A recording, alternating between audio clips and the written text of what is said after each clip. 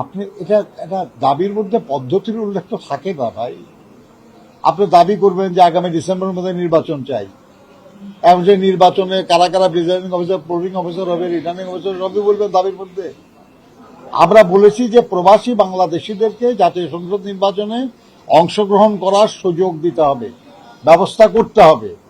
কিভাবে করবে এই নিয়ে আলাপ করলেন তারা কিছু প্রস্তাব করেছেন, 3টা প্রস্তাব।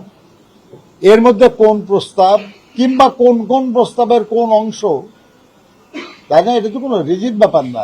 প্রবাসীরা তারাও আমাদের দেশের নাগরিক, তাদের অধিকার আছে দেশের কার্যক্রমে অংশগ্রহণ করার।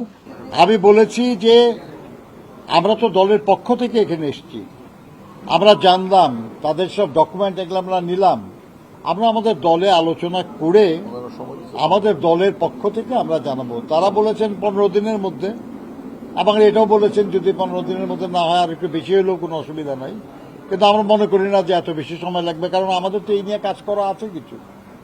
Mr. Noodles, amazing taste. আপনি যে কোনো কাজ শুরু করতে গেলে প্রথম দিকে কিছু ত্রুটি বিচ্ছেদ থাকতেই পারে।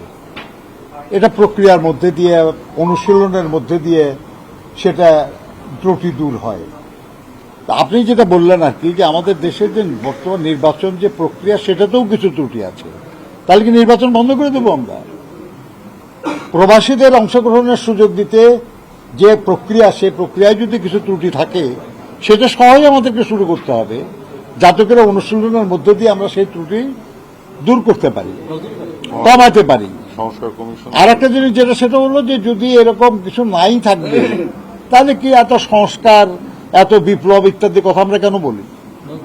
আপনার আসলে কি কোনো কিছু ফুল প্রুফ যে যেটার আর কোনো পরিবর্তন লাগবে না, যেটা নিয়ে কোনো সমালোচনা নাই, তাই না? কাজেই এই নিয়ে দুশ্চিন্তার কিছু নাই। আমরা মনে করি আর কি যে প্রবাসীরা তারাও আমাদের দেশের নাগরিক, তাদের অধিকার আছে দেশের কার্যক্রমে অংশগ্রহণ করার, এবং তারা তাদের যে দায় বাংলাদেশের প্রতি, সেটা শোধ করার ব্যাপারে যে কঠোর পরিশ্রম করে চলেছেন, সেই মরুভূমির তপ্ত আগুনের মধ্যে, কিংবা মালয়েশিয়ার জঙ্গলে, কিংবা ইউরোপ আমেরিকার প্রচন্ড ঠান্ডায় কাজ করেও যারা আমাদের দেশের জন্য রেমিটেন্স পাঠান, যারা আমাদের দেশের কল্যাণের জন্য নিজেদের নিবেদিত করেন, তাদেরকে অধিকার দেওয়া আমাদের কর্তব্য।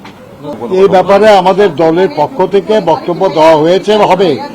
আজকে আপনাদের সঙ্গে যে আলোচনা, এই আলোচনা যে বিষয়ে আজকে মিটিং হয়েছে এই নিয়ে, এর বাইরে অন্য বিষয়ে আলোচনা করে আমি ডাইলিউট করতে চাই না। ধন্যবাদ আপনাদের।